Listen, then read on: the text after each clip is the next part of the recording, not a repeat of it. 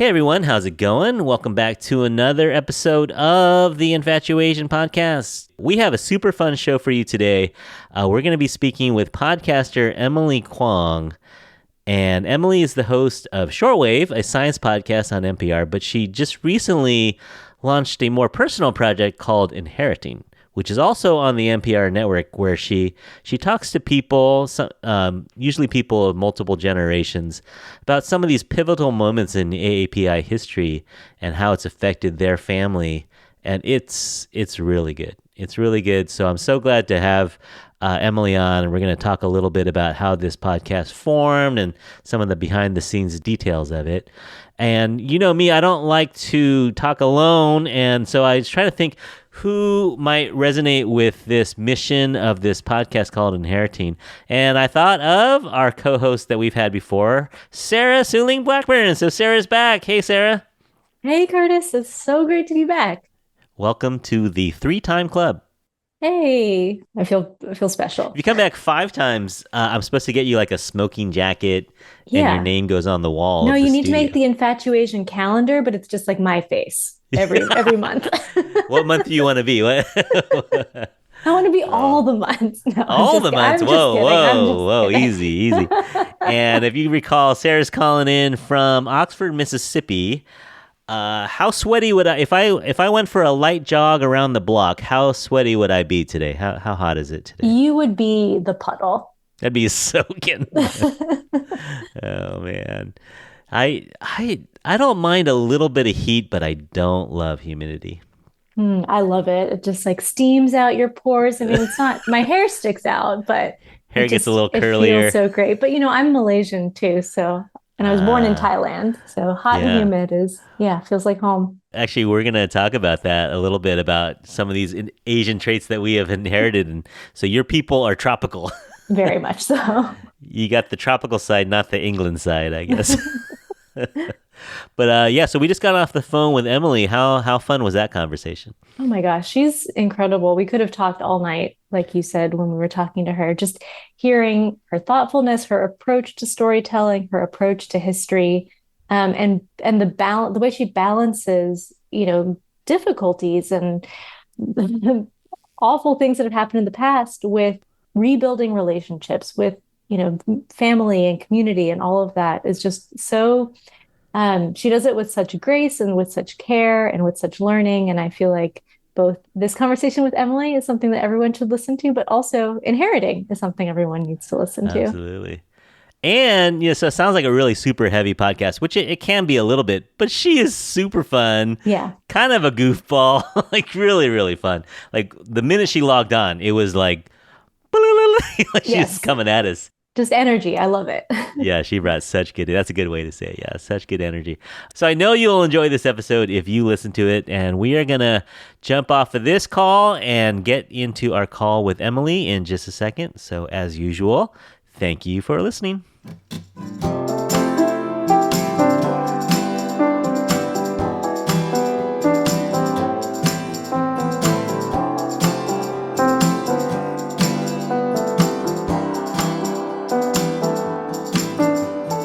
And let's introduce our special guest for the day. We are talking with Emily Kwong. She is a founding reporter and now co-host of Shortwave, which is NPR's science podcast. She's also the host of Inheriting, which is a new Asian American and Pacific Islander family history podcast from LAist studios and distributed by NPR stations. Inheriting is a show about Asian American and Pacific Islander families which explores how events in history can ripple through generations. So, welcome to the pod, Emily Kwong. Yay. Wow, I feel like I've just been invited on a game show. Thank you. I know. Behind curtain number 1 is Emily Kwong. I am a car. Normally we ask our guests, if they've eaten yet. That's kind of our Asian way of saying hello. Yeah. But it's 4 in the afternoon, so I don't know. This is kind of a crapshoot. So instead of that, let's just ask, what's the yummiest thing? It doesn't have to be Asian, but what was the yummiest thing you've eaten in the last 48 hours? I feel loved that you asked me if I've eaten, because I haven't. And I just made plans with my friend to order some pizza. But in the last 24 hours, I think, last night my partner just like chopped up a bunch of zucchini and like baked it with like oil, salt, pepper. And I just ate this giant bowl of like roasted zucchini for dinner. I just wasn't hungry. And I kind of felt like, you know, when you just haven't eaten anything from the earth in a while and your body just is processing stuff that is not from the earth and you need to balance it by inhaling like a whole farm. I think I did that last night. I just ate probably like 2 entire zucchinis in like disc form. So that was great. Like my metabolism's feeling great. You know what I mean? Yeah. So, Yeah. Yeah. And now you don't really have to feel bad about eating, 5 slices of pizza. That's exactly. The scale is going to swing wildly in the other direction. This is how we do it. Absolutely. I have a very visceral response to that story because there was a summer my mom was back in Malaysia. She was working and it was just me and my dad at home and he grew a lot of summer squash and zucchini. Oh, and when you yum. grow it, it grows a lot, right? Like there's so much. And so he was like, we have to eat all of this, but the only way he knew how to cook it was to steam it, and then he would put I can't believe it's not butter on it, and like that was and we just ate that like 2 The meals. Flavor. How did it taste? It was so bland. Oh and we ate it no. every day, and now it took me years to get back to eating. You're like, I've power eaten zucchini and I did not feel like I went back to the land with that one. I felt like I was in some kind of zucchini hell. So get the hell out of here with your zucchini stories. Oh, man. You had it roasted though. That sounds like a far superior. Roasted, Yeah, it sounded like you could have used some like fat from an animal and not from the labs of America. But I also ate I can't believe it's not butter. Remember when it came in a bottle? Like, you squeezed it looked it like ketchup. Yeah, you squeezed it. Oh man, that was the perfect thing for Material porn or science. something like that. I know. Yeah. Food science. That was a time. All right, but we digress. So we're gonna get the train back on the tracks here a little bit and talk to Emily about her roots. We have something in common. We took Chinese in our 30s. I just blew out my levels from the empathy and the empathy reaction. How's it going? It was terrible. No, I'm still bad. Well, no, okay. No, I love the fact that I can speak a little. Yeah. But I'm not good. Yeah. I enjoyed it. Same. Like I tried it and I realized in order to really speak this, I would have to make a lot of lifestyle changes. I'd have to find conversational partners, probably sign up for a class. Yeah. It's not something you can pick up just like any, like juggling. Though juggling's probably not as easy as I think it is. But I think the immersion is daunting as an adult. So I think it's cool you really tried. Did the tones hit? Did you feel like you could say the tones with confidence? Yeah. No, not at all. Not at all. Yeah. You so failed. No. Here's the problem. Yeah. Please don't even try. This is the problem though, because ask me to do the tones. I took a year of Cantonese, which isn't even my family dialect, but no, that's beautiful. My family dialect would be Toisan, which is like the people who came over in the 1800s. Wow. But then in college, I went to Macau and I said, I really want to learn Cantonese. But that has like 6 to 8 tones. Like some people say it has more or less. So that messed me up. And then I said, then I took Mandarin for a year, which messed me up even more. But I get the sounds out there. I don't think the tones are not right. I have a opinion that might offend all my Mandarin speakers. Not that I can count myself among them, but I think Cantonese sounds more beautiful. Really? I do. And you know what tells me this is when sung in music. Canto music sounds beautiful. Like it's just softer. I feel like Mandarin is kind of harsh. It also could be because, so I'm 3rd generation Chinese American and my grandparents were born in Beijing and they say like it's very harsh. Yeah. And I remember my teacher who was from Taiwan was like, why do you keep saying And I was like, isn't that it was deep in my I guess, memories of childhood to say, you know, the R sound like that. But I feel like Canto is so much softer and prettier. It's like French, man. you know. Until Canto you have can be the rough, grandmas though. yelling at you and the aunties and my family Sarah's dialect, like, it's context dependent, okay? my family dialect is Teochew, which is like closer to Cantonese. I also grew up speaking exclusively English, like very similar story to yours, Emily, where my parents' generation in Malaysia, they really just learned English mostly. They were all educated in English. And so my generation doesn't have language at all. But but all like the grandparents and the aunties, they would go back and forth between Teochew and Cantonese, and you just felt like people were mad at you a lot as somebody who didn't speak the language. And then I moved to Beijing when I was in middle school and like got the hard like Beijing accent Mandarin, the EDR, which is like also very aggressive sounding language. So you're like, everyone in China is mad. No matter where you go, people are mad at me. Everyone's at an 11 at all times. Oh man! So we have two daughters, and my wife is pretty fluent. Her parents are from Hong Kong. Nice. And so she's quite fluent. So we were like, oh, we should teach our kids Cantonese. That would be great. But then the only time it would come out of her was when my wife was annoyed or mad at the kids for doing something. So we're like, well, we don't want them to associate Cantonese only with nagging or yelling or scolding. Like me, so so this is good. This is a good lesson. Break the cycle. Yes. Break the generational trauma. You are on the front lines. They may not know Cantonese, but they're a little more self-actualized. There you go. All right. Hey, we have something else in common. Okay. I also have relatives who are half or a quarter Chinese, but have the Chinese surname. I gotta say, I feel like there is an experience when you are mixed or part Chinese where if you have the surname or not, it changes everything. And it took me a really long time to realize that. And when I realized it is when I met grown up people.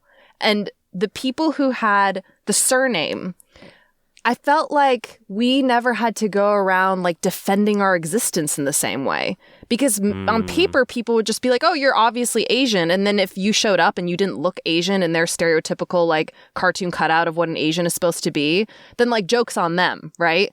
Right. But for my friends who had a parent where the mom was Asian and they had the dad's last name, I just feel and still feel so protective of them. I'm like, they're the same amount of Asian as me. Leave them alone. Like, joke's on you even still. Like, let them be. So, I'm really proud of, like, any mixed person who claims it fully and wholly, unapologetically, because I didn't exactly have that same struggle because I always had the shield of my dad's last name. Like, that's true, you know? Yeah.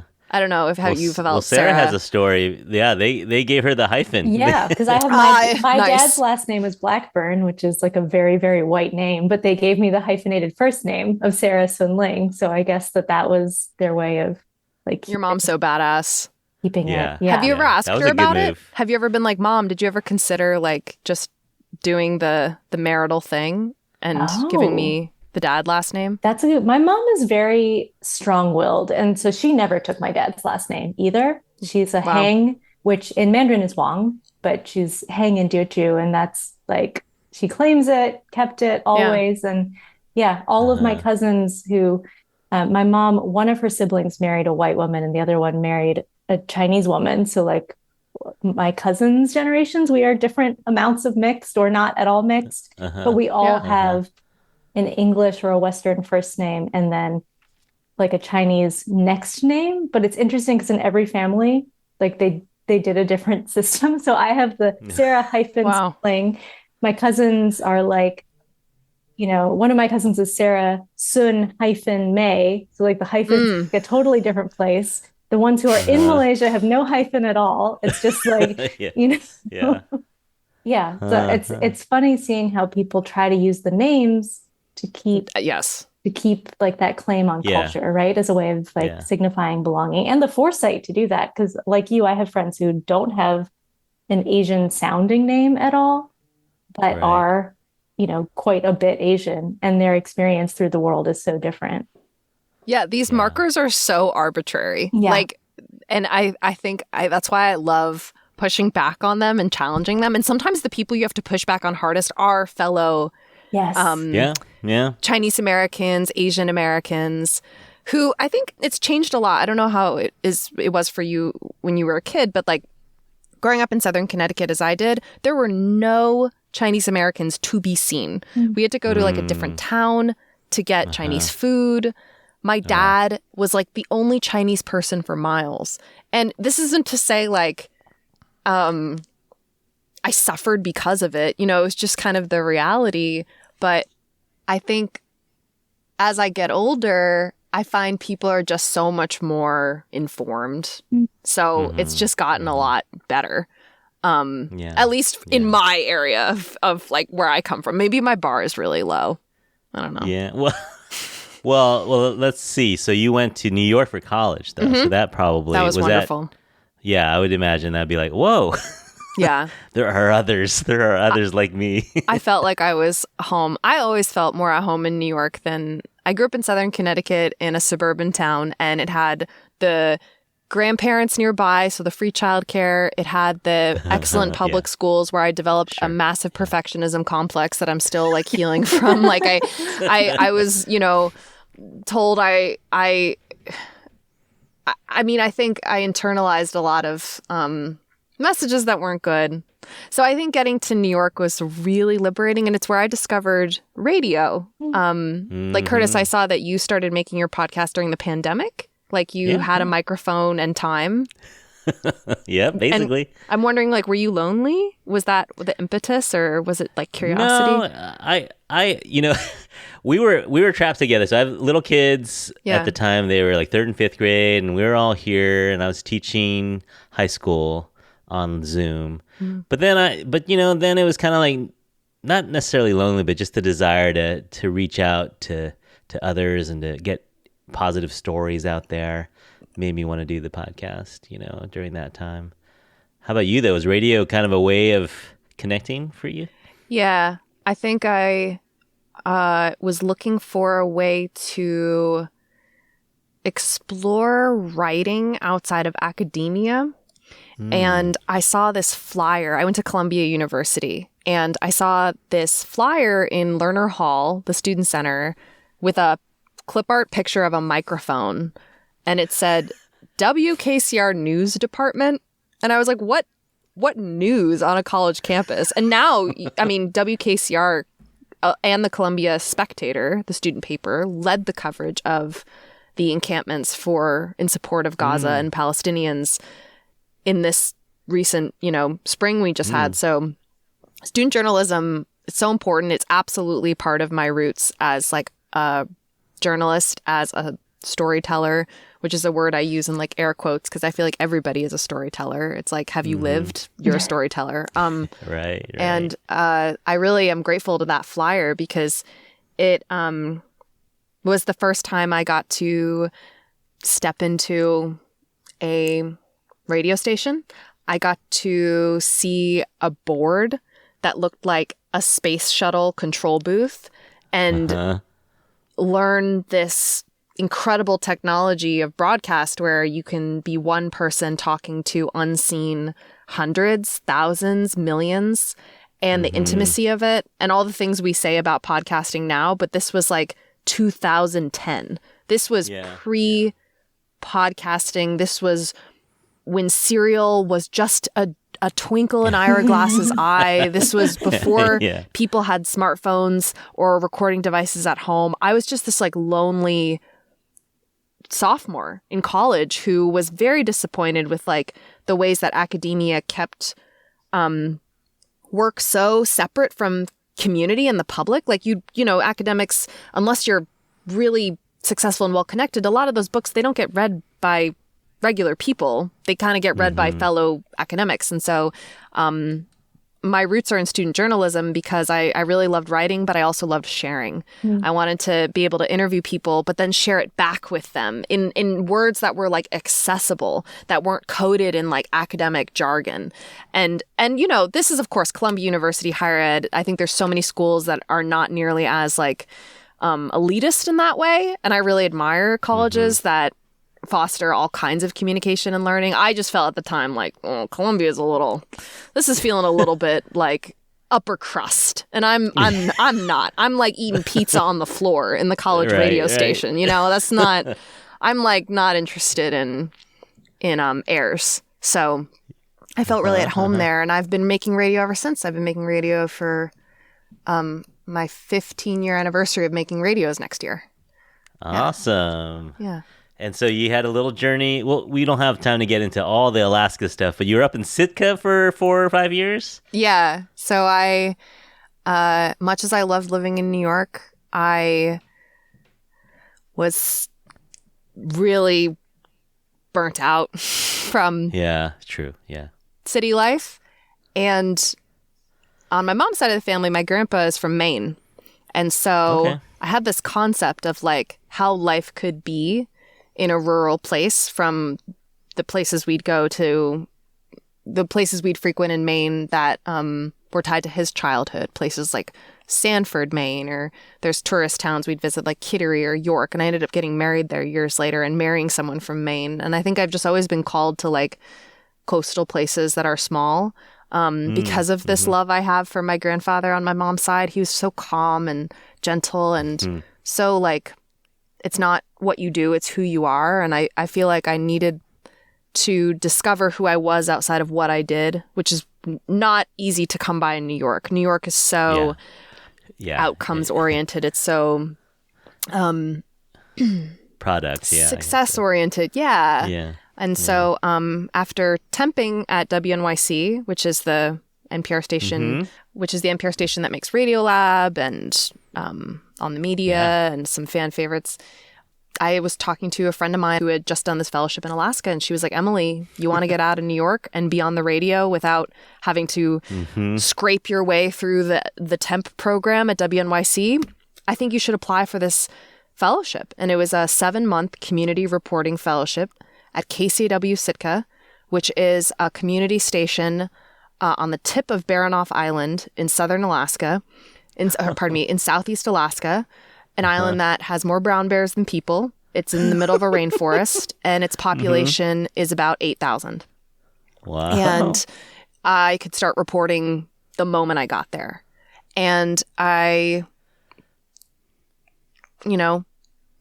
just felt called. And so I ended up staying for almost 5 years. After the fellowship, there was an opening at the station, and I decided to become a community radio reporter.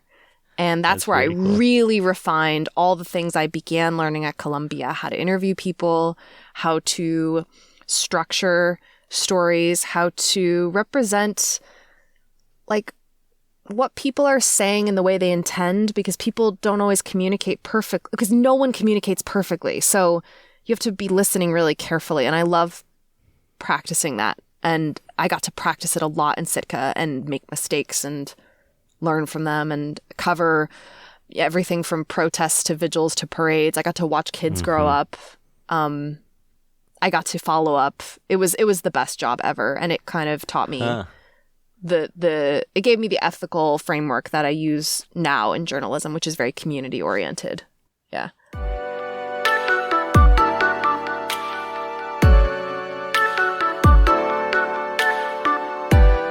And so this new show, Inheriting, out of LAist Studios, part of this job for me is stalking people and digging into their past a little bit. And I noticed there's two main events that kind of happened in your life several years ago. And one was documenting for StoryCorps this, if you're comfortable talking about it, this moment in your mom's life where she attempted to take her life. And you wanted to talk to her about that to kind of figure out her reasoning and how that's affected you to this day.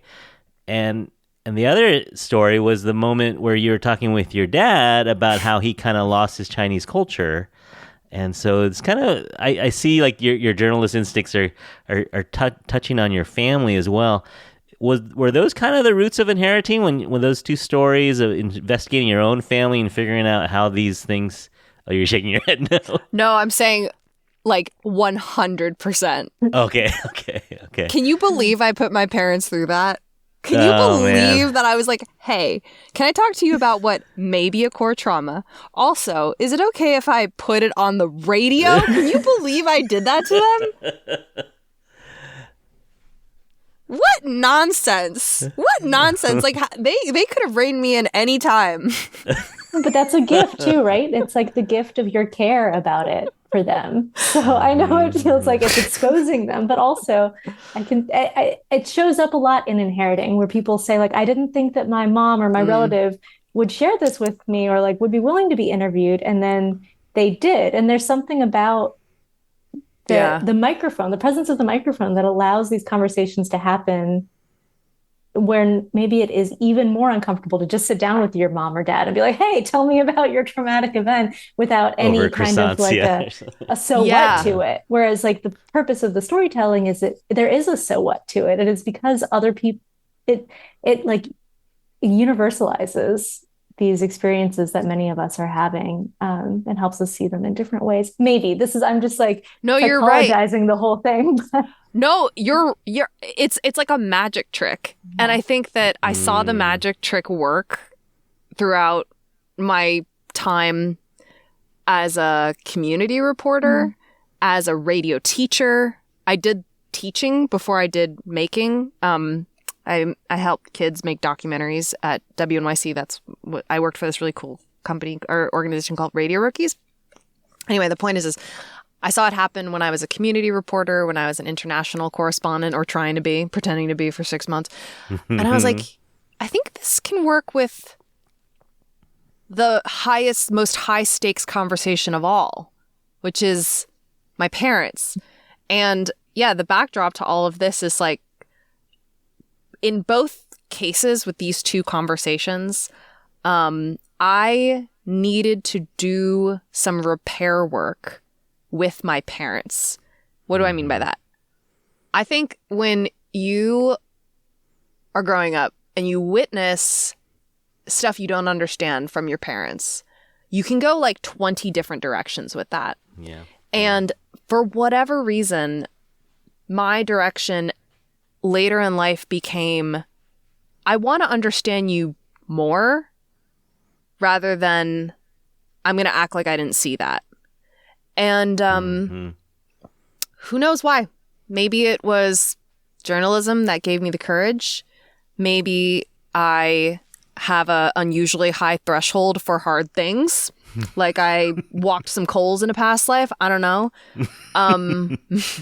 Maybe I wanted to see if I could pull it off, and I'm just an adrenaline junkie. Like I like what? So, but I think it was just this instinct I had that like, well, okay. So when I was in college, my mom had a severe kind of mental health crisis arise, which she was not prepared for. It's actually incredibly common among women who go through menopause. If they have a predisposition to depression and anxiety that is unknown to them, which is true of so many women in previous generations, right? They did not have the kind of mental health care support that we do now. These words, depression, anxiety, those words weren't out there. It can hit them like a ton of bricks. And my mom had a series of very hard things happen. She lost her beloved father, my grandpa, my main grandpa.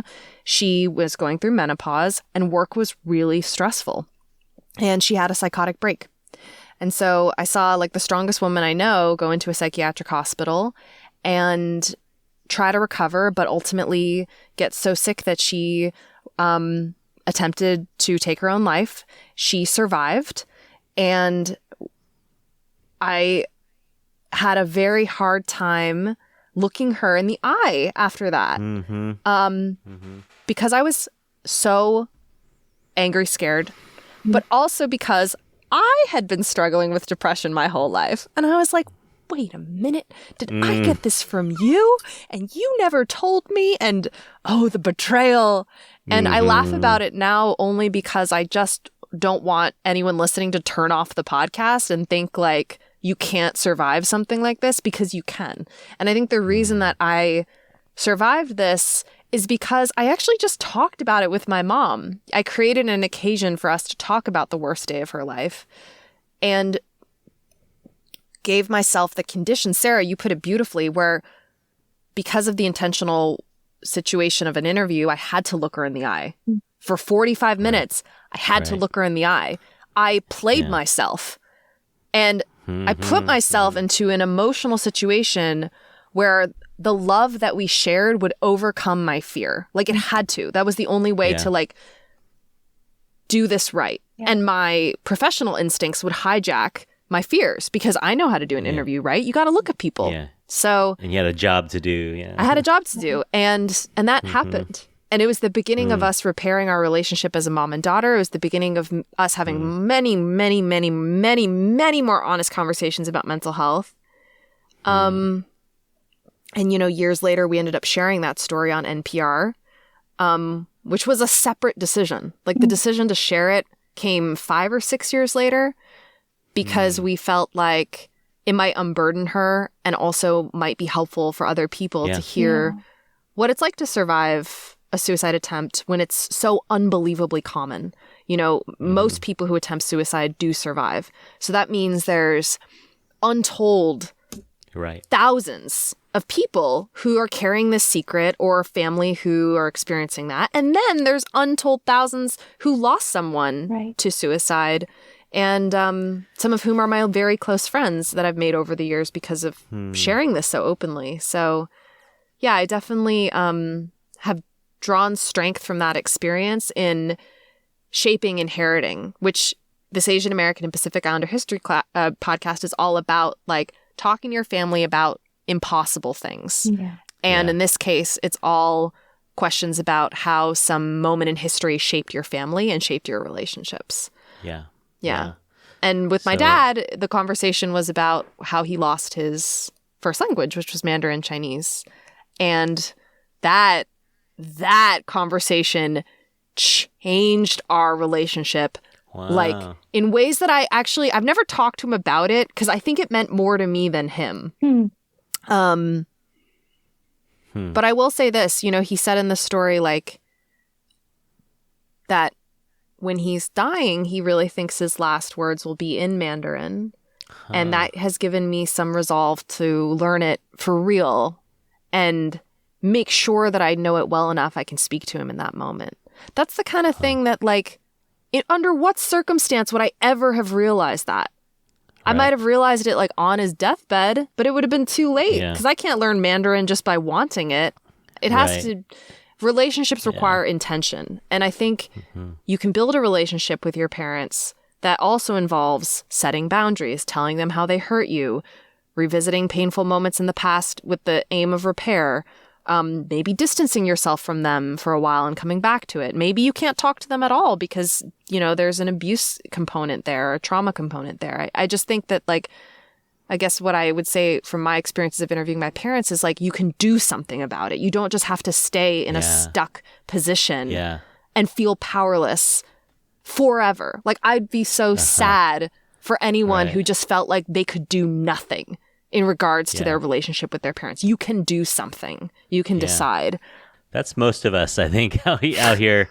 You know, like, just being nice to each other and being civil and getting through Thanksgiving and getting through, you know, different things, but never really talking about some of these very painful and important things that we've gone through. So yeah, and they're like strangers to you, which is how is that possible? It's so possible because of, like, all the reasons. And I don't know if everyone would agree, but maybe Asian American families even more, you know, because of our dynamics of patriarchy and stuff. You know, speak on it, Curtis. There's no data, but it does seem to be coming up a lot. Which leads us to... Well, what makes you say that? I'm just curious. I come from a long line of non-talking men, in families, we don't talk. We don't talk about feelings. It's kind of painful to talk about feelings, I guess, or we just don't. We don't ask questions, or we don't talk. And I feel like there's that silent suffering, or even seeing my wife's immigrant parents. Yeah, they're not comfortable throwing it out there. They're more comfortable with just talking about the weather and how's work and stuff like that. Yeah. And it wasn't safe for them, maybe. Yeah. Like I think what I've landed on in making Inheriting is just that not everyone's ready to talk and might not know how, and gauging like what will happen if I try it's still worth it to try. And if it doesn't work, that's okay. Because you still show that parent like you care and you see them as a person, and you can create safety even if it doesn't work by just saying like, do you want to talk about that thing sometime? And they might surprise you. They really might surprise you. That's true too. Yeah. Especially with the microphone out, I think maybe. Because it's not fun to talk about, but if it becomes a job, or if it becomes kind of like hey, we gotta get this done, maybe they might be more willing to talk. Absolutely. My dad's like, I've helped you with so many school projects. This is just another school project in your adulthood, isn't it? Before the interview with my dad, he impulse bought a dozen crabs, like steamed crabs, and then proceeded to like inhale the crabs like with the shells on, like chewing them through his teeth, because he was so nervous about this interview. And I was just like watching him mainline crabs. And I was like, oh, wow, he really... Coping, yeah. He's really nervous about this. Yeah, and I'm like sweating from my pits. Like I haven't slept for an hour. I only slept for an hour the night before that interview with my dad. But you know what? It's... Yeah. And then we put a bunch of other people through it, and there you go, Inheriting season 1. But you will tell me, because I've had this theory for a while, and again, there's like no data or research to back it up. But I do think sometimes I love it. this loss of language. A hypothesis comes from somewhere, you know. Exactly. We'll test it. I'm a science reporter. I can say that. Okay. I think that sometimes there is like this loss of language piece that comes with integrating that also plays into it as well, because absolutely. When you're learning a new language, the first thing you're doing is not learning how to talk about your deepest, darkest feelings, or how to talk about the hard stuff. And so I think about like my mom only spoke Teochew until she was about 8, and then learned English, and basically only speaks English now. And the language of like love and child rearing from when you're little is like she speaks Teochew with her mom still, but it's like not... she's not like fluent in the same way, and like and because they couldn't communicate about feelings, it meant that even though she and I both spoke English, like there was a rupture there that happened. And as you were talking, like I remember several years ago, my dad decided to interview my grandparents about their experience in Malaysia during the Japanese occupation, and like with the microphone in front of them, same thing, right? The magic happened, and these stories that we'd never heard about having to hide in the rainforest. Or my grandmother was the one who saw her dad for the last time before he was taken away by the Japanese soldiers, and when she was a little girl. But there were times where they had to switch languages. And if we hadn't had like my mom and her siblings there to kind of muddle their way through trying to translate the difficult parts into English for us, we would have lost that part of the story. So and like that actually happens in Inheriting too. There's times where, there's like the daughter is there and is like kind of reframing or translating what's happening. And so, this is my hypothesis. I lay it out before you both. I think it's completely correct. I'm not an actual scientist. I just pretend like I know what I'm talking about. No, I think you're right. I think you're completely right. Because like in an ESL class, they're not like, okay, today we're going to learn how to connect with your children by talking about how you feel. Like that's not a topic. It's like how to hail a cab. What do you want to eat? Right. The things that people feel more comfortable talking about, like then at the table. And so then, that's why the cut fruit is like the metaphor of the Asian parents' love, is because it doesn't take words. It is like the action, the service that... Yeah. And it'd be interesting to study like how, so we did this episode on Japanese American incarceration and how after that period where, you know, over 100,000 people were incarcerated, no one talked about it. There was this like conspiracy of silence, and it's this for decades. It's this reaction that's observed in trauma group survivors around the world. And I think about all the wars happening right now, and like, okay, so they're happening, and we cover them as news events, but some of those people are going to survive them. What are their lives going to be like? They probably won't talk about it, because that's what they had to do in order to survive it. And that works in that context, but it doesn't work out of that context. It's bad for you to keep that all in. And so, you know, I think it's really incredible how the Japanese American descendants have created a bit of a movement to like fund research and recognize the trauma of previous generations and like commemorate, you know, the camps through pilgrimages and just do anything to try to get people to talk about it. Because time and again throughout history, we see people not talking about it. Like, it makes sense why you wouldn't talk about it. And like, it's like self-selecting. Like, so many people, my grandparents also left China because of Imperial Japan's invasion. And like they are refugees in everything but the actual legal definition, and they had to do things to survive that meant they didn't have time to talk about how it felt.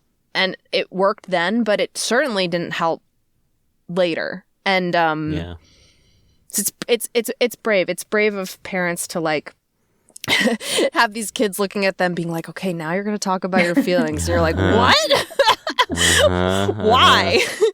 You know, our episode of the Cambodian genocide, like that episode, I think is one of the hardest to listen to in the whole series. And it's also the most extraordinary because Bo has directly experienced violence in a way that not everyone on the show has. And he's practicing something that he has learned as an adult, which is how to talk about his feelings, because it was not safe to talk about his feelings when he was under like the thumb of the Khmer Rouge. And so yeah, I think about the survival piece, and then the language rupture piece is so real. That's real.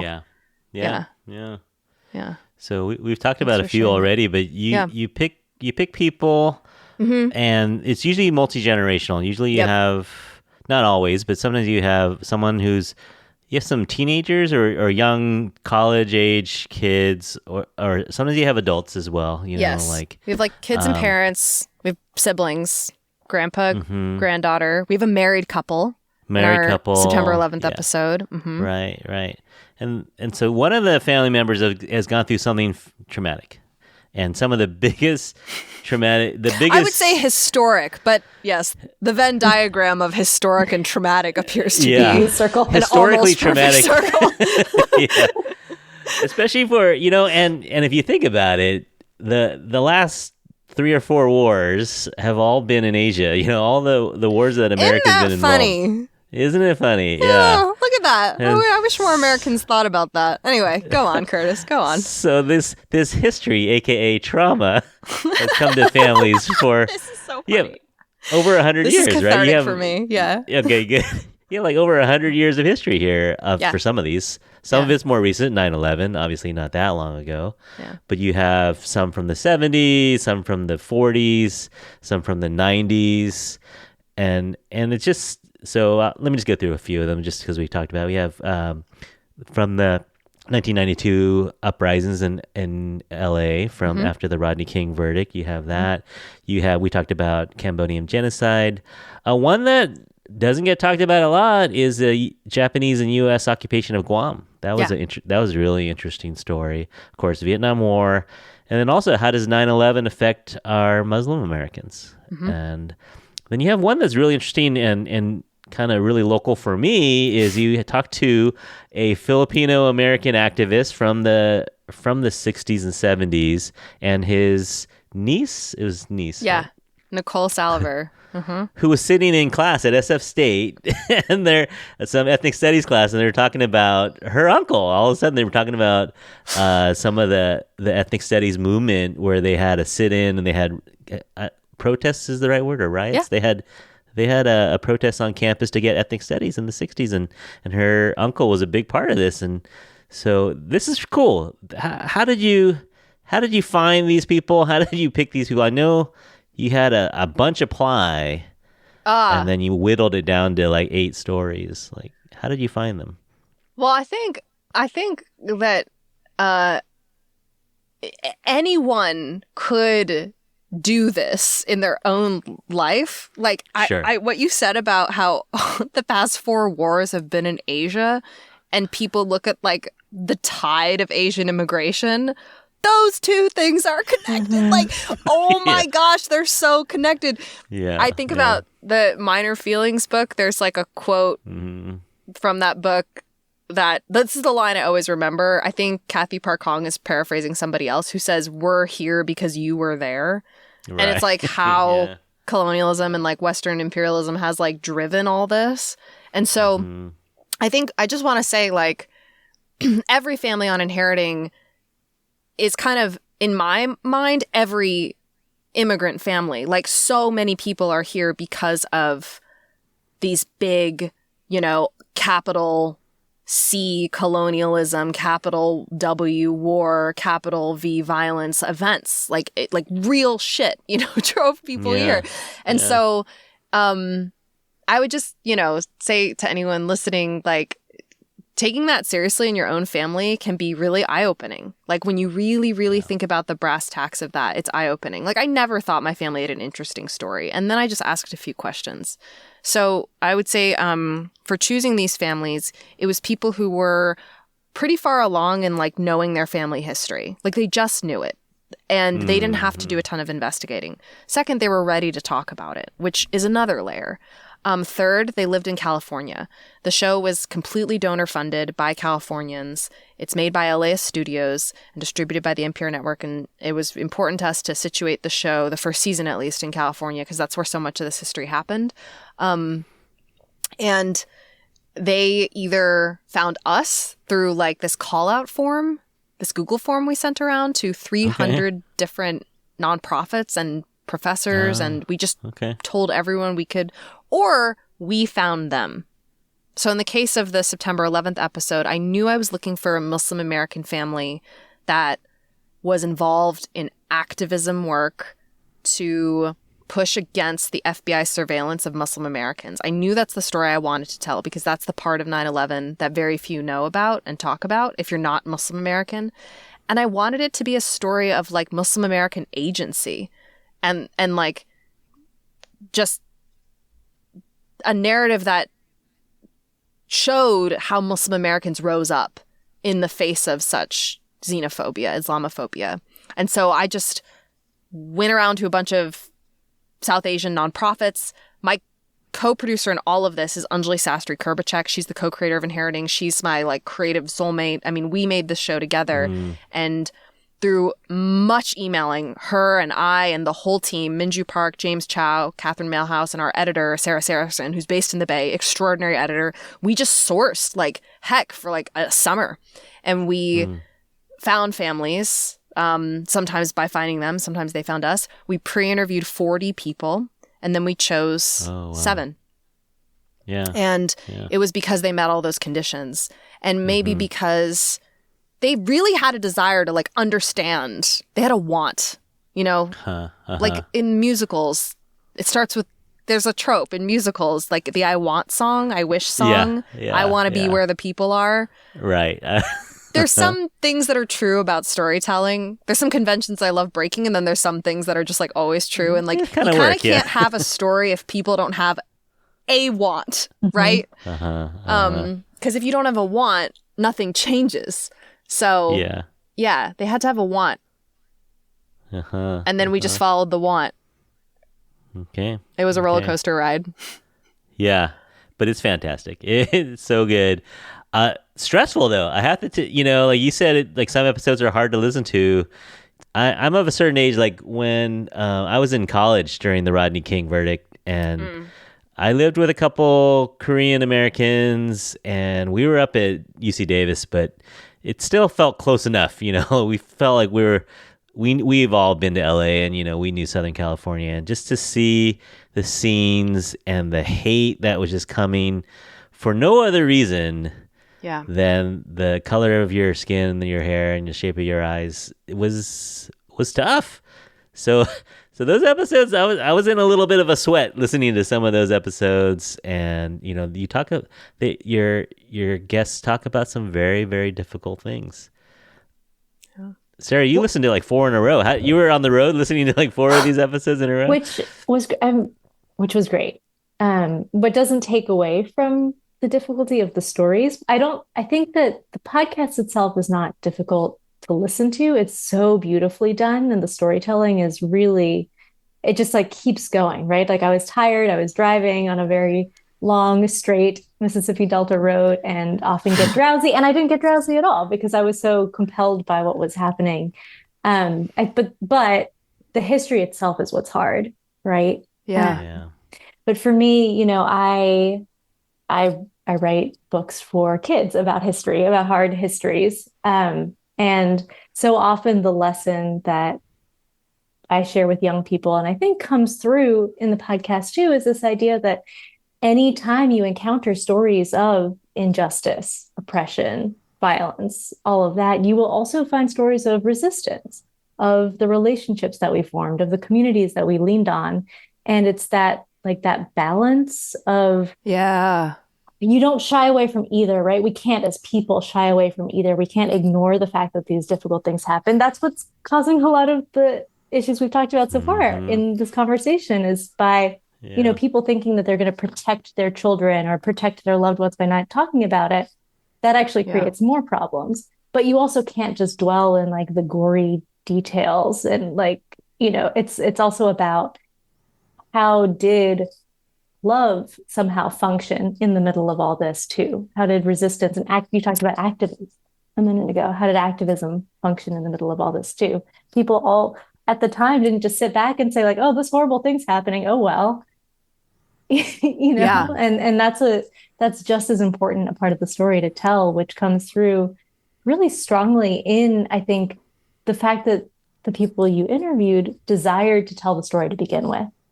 That's also an act of resistance to trauma and just like being crushed by the weight of history, is wanting to shed light on it too.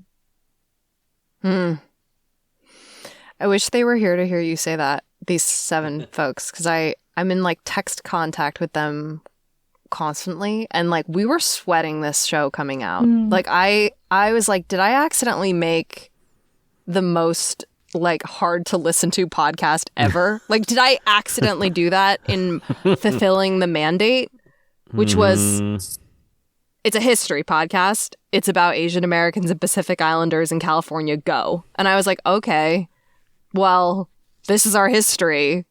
Yeah. Are we going to talk about it directly or not? Directly. Okay, well, there's no way to talk about it without bringing up a torrent of very, very, very difficult emotions. And for, what you were saying, Curtis, about growing up in California and seeing the LA uprising up close, like it's listeners such as yourself who I was most worried about, because I never wanted to make radio that would always wanted to make radio that would help and serve. And sometimes you have to like do some really uncomfortable digging in order to get to the place where it helps. It's just something I know to be true about, like, we were talking earlier about like, how do you change a relationship or how do you change a status quo? It's you have to do something really uncomfortable. And sometimes that means revisiting stuff that's been lodged in your mind one way for like many, many, many, many years, and getting a fresh take on it. So I'm very grateful to anyone who's listened through Inheriting and, found that place of openness in themselves, because I don't take it for granted that we've had a lot of practice like listening to these stories. Like I think there's other histories in our country where there's far more discussion, there's far more media representation. That is not true of Asian Americans and Pacific Islanders. We have no practice in really engaging with these histories. Yeah. At all. And I felt it. I mean, I would be like, can I even do this? This is so hard. And I think the thing that kept me going was every time I would listen to the goddamn interview tape. I'd listen to the interview tape and I'd be like, well, like, Bo going through the Cambodian genocide, like, this really happened to him. This is a real person. He really did this. This is not making this up. This really happened to him. Like, let that in as like a fact. And yeah, Carol in that booth, when people were hurling those racial slurs at her for being Korean, that really happened to her. And I don't know, you just kind of like sit with it long enough, you kind of punch through the other side and you see how people survived and you find yourself learning from them. And that's the place I reached with all of these stories. Like, I learned from the sources. Like, no one had a better listening experience than me. I'm very selfish about that. Like, I got to hear all the raw stuff that listeners won't get to hear. Like, I feel very privileged that I got to hear them because they're amazing people. And so but you had the built-in student as well. Like, you for some of them you had a built-in younger person who could literally say, thank you for sharing this with me, you know, like in the moment. It's and true. that gives you hope, you know, that gives you absolutely. hope that okay, you know, this next generation wants to hear it and has heard it and can do something with it. So that was great. Yeah. No, it was difficult, but it wasn't like hopeless. It wasn't totally despairing. Yeah. And I mean, to give an example from Bo and Victoria, like watching this 21-year-old daughter, you know, tell her dad when he was talking about the Khmer Rouge taking his parents away, like, that never should have happened to you, and I'm so sorry that happened to you.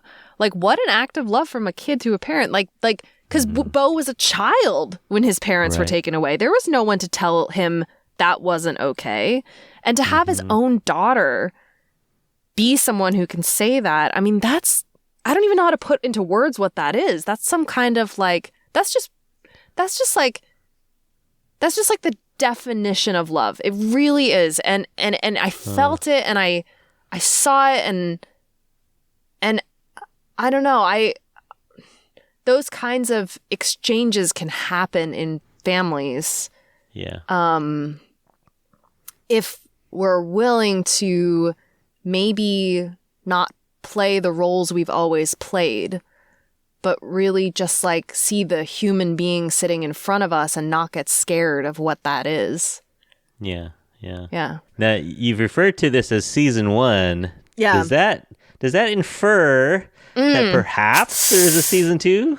There, if you go to LAist.com/inheriting, you'll find a few things. You'll find all 10 episodes of the show. You'll find, including a recording of our live show, where you get to hear pictures. Yeah. with some pictures, where you get to hear me be real sassy and get sassed back by all these families. I called it Inheriting's Revenge. It was very, very fun. But there's a digital resource guide with recommendations for books to read, movies to watch, podcasts about all 8 moments in history we talk about. Pardon me, all 7 moments in history we talk about, and lesson plans. So if you're a teacher and you want to bring some of these histories into your classroom, we partnered with the Asian American Education Project to identify lesson plans for each episode, so you can easily transfer those into your K through 12 classroom. And you'll also see an orange button, and that's to give to season 2. And we're still deciding what the topic will be. I think that I want it to have a different mood and feeling than this season. Maybe a different approach, but this format of like, it is about people talking to each other. That will stay the same. Like, that is very exciting to me. So Yeah, we really want to make season 2. It's just, it all depends on donor funding. Okay. You know, hey, don't be shy. Don't be shy about it. Everyone out. I'm really bad at doing the whole pitching thing. Now, I have no data on this either, but I think Asians have a hard time asking strangers for money too. Okay. If that's true. Wait, really? Okay, because if that's true, I am of that.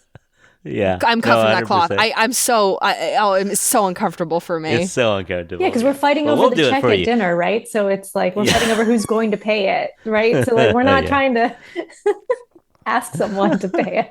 Oh man. The conspiracy theories in which we haven't been represented in media because we're too bad at asking for money. That's That's not wrong. Yeah. So everyone out there, listen to Inheriting. You can find all the episodes wherever you're listening to this podcast. You can find Emily's podcast and many other places, I'm sure. So listen to season 1. Take a look at the website at LAist /inheriting. LAist.com/inheriting. You can find some pictures of the people that were interviewed as well as some historical pictures there. And if you go down and you see a little orange button, please donate to the cause so we can get a season 2. I would love to hear a season 2, so I will push that button sometime in the near future. So hopefully everyone out there listens to this, first of all, and second of all, if you like what you're hearing, donate for a season 2. Oh my gosh, I would love that. Thank you.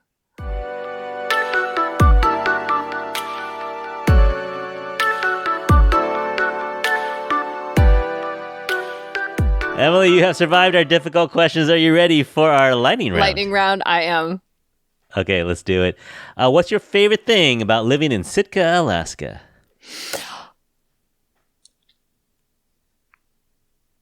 Hold on. Salmon jumping out of the water and salmon on my plate being literally jumping out of the water. Yeah. No. Onto my plate to be smoked and eaten. There is nothing like if you eat farm raised salmon, you know, the ones that not even orange but they inject it with color. If that's your only experience with salmon, you got to have some wild salmon. We got to have some wild salmon. So, yeah. Sitka Sound Seafoods. It's a community supported fishery. Good place to get fish. Yeah, delivered to your doorstep. Ooh, they're going to be like, Emily, why are you Thank you, but... Not a sponsor, but we will support them. No. Just some of my friends have boats through them and amazing fishery. Mm-hmm. Very cool. All right. Besides Shortwave, Inheriting, and of course the Infatuasian podcast, what is your favorite podcast? My favorite podcast, the one that I think most directly inspired this show that I made, the one that most directly inspired Inheriting is Floodlines from The Atlantic. It was reported by Van R. Newkirk II. It's about Hurricane Katrina. It is about how the federal government was responsible for, it's actually Katrina 2, that disaster. And it's told in the most just, I don't even know how to put into words how much I love this show. Every aspect of the show, the love and care for New Orleans and the people in the show that Van put into that podcast, like, it showed me how to talk about hard things. Like Hurricane Katrina is not an easy thing to talk about, and he found a way to talk about it. Floodlines. It's a limited series. It's not, there's another season, but that first season about Hurricane Katrina, if you love history podcasts that connect the past to the present to the future, that's the one for me. I +1 that endorsement. Jumping into your you listen to it. Yeah, it's great. So +1, everyone out there, listen to it. All right. And then there's this like vindicating scene at the end where I'm not going to give it away. Okay. The ending is a banger. Like it's so good. Wow. Yeah, I love radio. That's so good. I'll give a shout out. I know you know this person too, but Shinyu Pai. 10,000 Things. Such a good podcast. Podcast is like gorgeous. Yeah, so easy to listen to, but important, but chill at the same time. It's great. Artful. Again, bad at promoting, but if you tune into the last episode, if you check the Inheriting feed, we have a feed drop from 10,000 Things in our feed.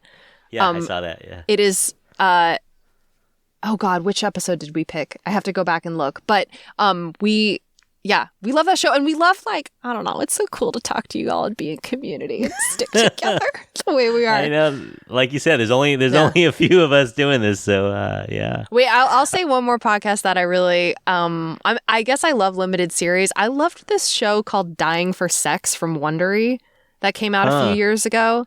It was a show between two best friends where one of them was dying of cancer.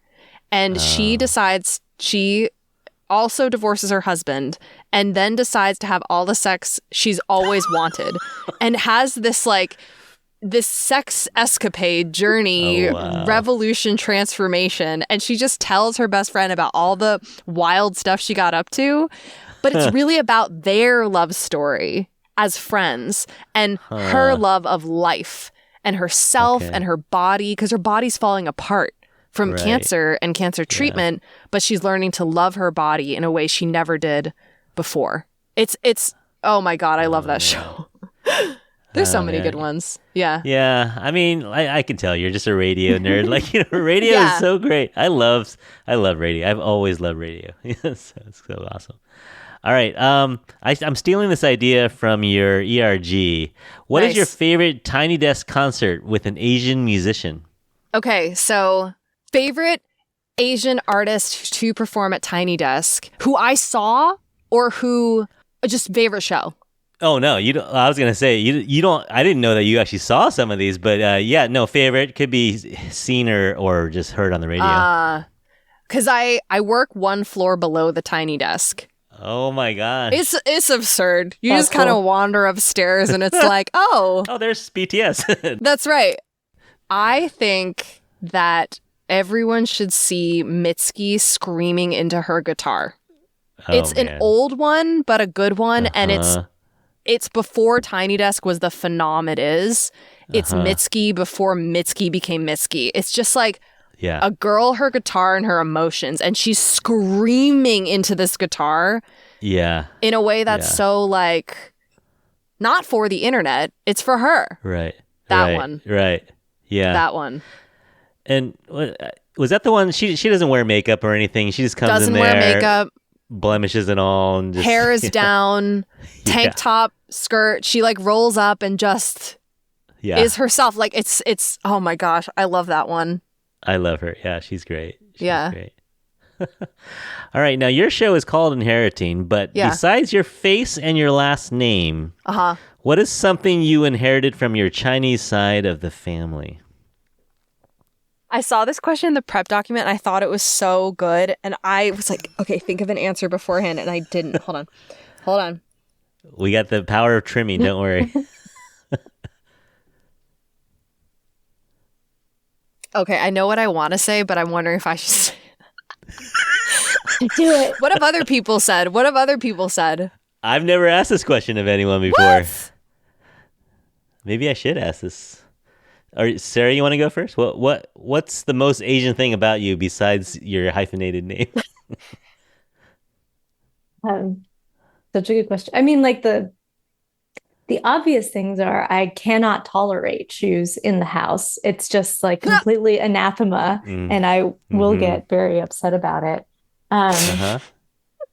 That's legit. Yeah, it's upsetting. I agree. What's yours, Curtis? I love tea. I'm more of a tea drinker than coffee drinker for sure, 100%. I'll do tea anytime. I'll do tea on a hot day. Like that's an Asian thing to do tea. Yeah, hot days on a hot day. On a Mississippi day. Yeah, I'll do tea on a hot Mississippi day. I do feel like you're making me, this isn't my answer, but I do love hot weather. Like other people are dying in this DC humidity and I'm just like, my answer, okay, the thing I inherited most from my Chinese side is my stubbornness. But that's not an inherently Chinese trait. That's a Chu trait. So my great grandma was one of 10 sisters. And they were all very beautiful. And they were all incredibly stubborn. They were like 10. Known for their stubbornness. Man. And this like kind of volcanic rage that can arise at any time without warning. And I know this is something I got from my family because when my partner hung out with my auntie Linda, who's the granddaughter of number 1, because you number the sisters, right? So I'm the great granddaughter of number 3. Auntie Linda's the granddaughter of number 1, and Uncle Dick's the son of number 10. We were all hanging out, and he's watching us interact, and he's like, "Oh, this is where you get it from." And I'm like, "What do you mean?" And he's like, "That." That's awesome. That's what I inherited. Yeah. No, so your great grandpa lived in a house with 11 women then. Like, his 10 or their sons in there too, or my great grandpa. Yes, he lived in a house with 10 daughters and 2 sons. Okay. That's a lot of estrogen. Yeah, but he, unlike many men of his time, felt that women deserved an education.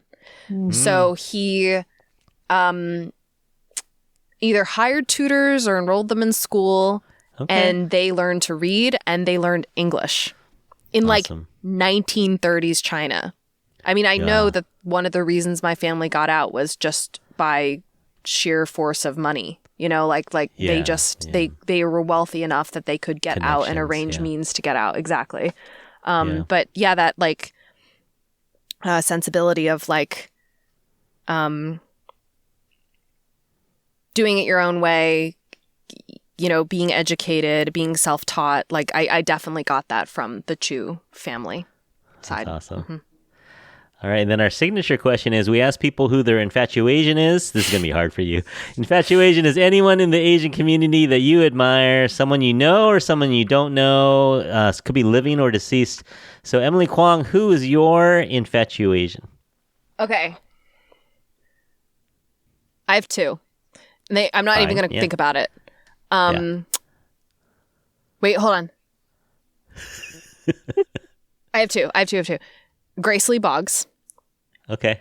She, if you look at her backstory, she was a radical, like, activist who changed her mind about the right approach to activism. She founded summer school in Detroit and got really invested in supporting her local community.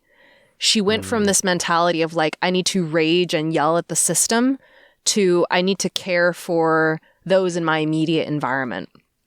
And I think that intellectual courage to like change your own mind, to like try something and then change your mind is amazing. Like the humility, the kind of like focus on Detroit and sticking to that. I don't know. I kind of return to her again and again. It's kind of this permission to like, we don't have to be big to be important, and we can change our minds. And these are things that the internet doesn't tell us. The internet tells you need to somehow like grow your audience and like be everywhere. And also you have to be right or else you'll get canceled. Grace Lee Boggs, nah, none of that. That woman, she was a piece of art. She changed over time. The other person is I've been obsessed with Michelle Kwan since I was like a child.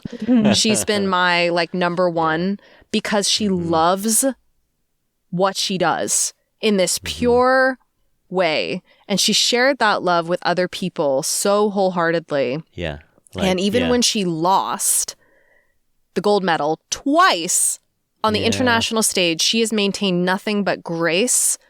And she has not allowed the loss of the gold medal, and, you know, she probably would put it, the winning of the silver and the bronze.